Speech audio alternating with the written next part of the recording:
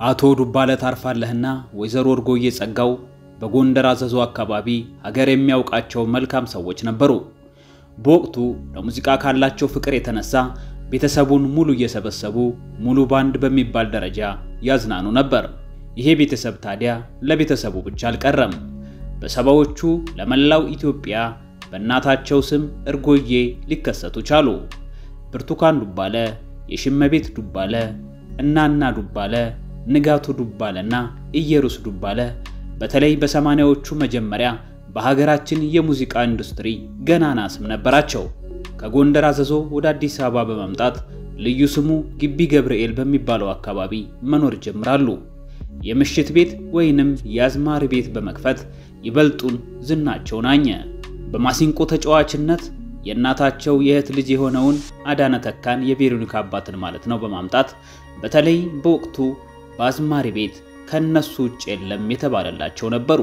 ይሁንና ይሄ ዝና እንዳጀማመሩ ብዙም ሊቆይ አልቻለም። የማኔጅመንት ችግር እንዲበትናቸው አድርጎታል ቢሉም ሙዚቀኞች ግን በተለያየ አጋጣሚ የፖለቲካ ጫና ይደርስባቸው እንደነበር የሚናገሩት ጥቂቶች አይደሉም። ድምፃዊት መሰሉ ፋንታሁን ከዚህ የጥበብ ቤተሰብ የተገኘች ነች። የድምፃዊ ብርቱካን ዱባለ ሶስተኛ ልጅ የቤተሰቧን የሙዚቃ ህይወት እያየች ያደገችው መሰሉ ታዲያ በ10 ዓመቷ ነበር የቤተሰቡን የጥበብ ጉዞ የተቀላቀለችው። ስትቀላቀል ግን እንዲሁ አልነበረም። ቤተዘመዱ መክሮበትና ተፈትና ነው።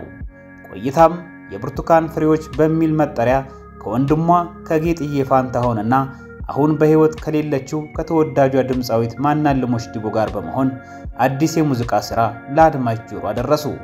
ዓለምዬ ናና፣ ባንተው ነው ማማሬና ተከለል የተባሉት ዜማዎቿ በወቅቱ በጣም ተወዳጅና ዝና ያተረፈችባቸው ሙዚቃዎች ነበሩ። በ2005 ዓ.ም ደግሞ መሰሉ ብዙ አልተደመጠም የምትለውን ያኔ የሚል ሌላ የሙዚቃ ሥራ የሰራች ሲሆን ከዓመት በፊት ደግሞ ከዚህ ዓለም በሞት የተለየው የኤልያስ መልካ የመጨረሻ ሥራ የሆነውን አትሽሽ ጀንበር የሚል ሌላ አልበም ለአድማጭ አድርሳለች።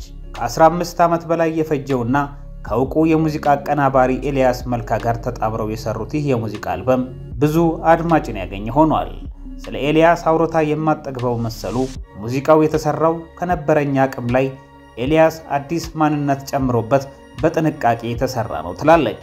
ያም ሆኖ ሙዚቃው ሳይወጣ የልፋቱን ፍሬም ሳያይ ኤልያስን ሞት ቀደመውና ሙዚቃው ለአድማጭ ሲደርስ ኤልያስ ባለማየቱ አሁንም ድረስ ቁጭትና ሐዘኑ አብሯት አለ።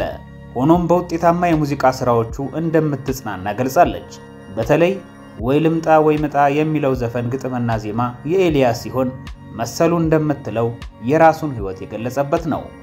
በልበርታ በልበርታ ልቤ ጨከን በል ሲመጣ ይመጣል እውነቱን ተቀበል በሚል አይቀሬውን ሞቱን የተነበየበት ለሚመስለው ለዚህ ሙዚቃ መሰሉ የተለየ ስሜት አላት።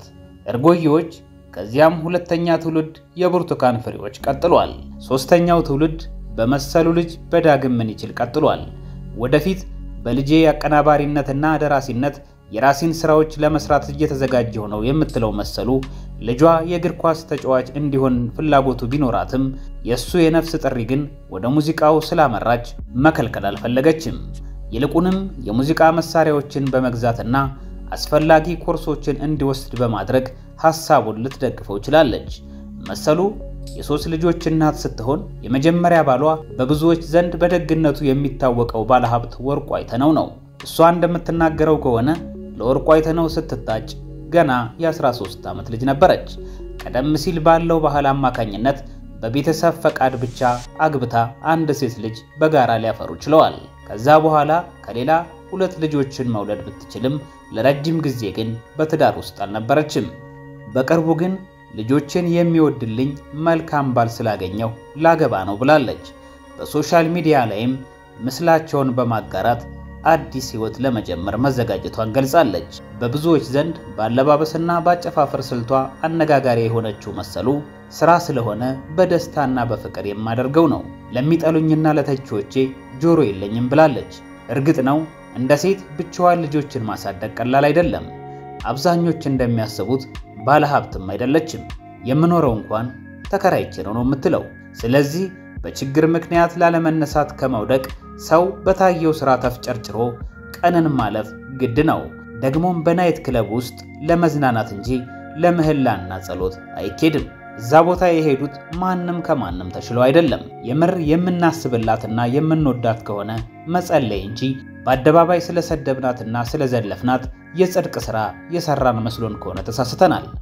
አንድ ሰው በድንገት የምትሰራውን አቁም ማለት አትብላ አትጠጣ እንደማለት ነው። ከፊት ላይ ካለ ፈገግታ ባሻገር ከጭብጨባና ዝና በስተጀርባ ብዙ ያልተገለጡ ህመሞች፣ ችግሮች ይኖራሉ። ስለዚህ የጸደቅን መስሎን የምንተች፣ ያወቅን መስሎን የምንሳደብ ልንጠነቀቅ ይገባል። በስራዎቿ ብዙ አድናቂዎችን ልታፈራ የቻለችው መሰሉ ቀደም ሲል እንዳልናችሁ በቅርቡ በደማቅ ሁኔታ ልትሞሸር መሆኑን ሰምተናልና እንኳን ደስ አለሽ፣ እንኳን ለዚህ አበቃሽ ማለት እንወዳለን። መልካም ቆይታ።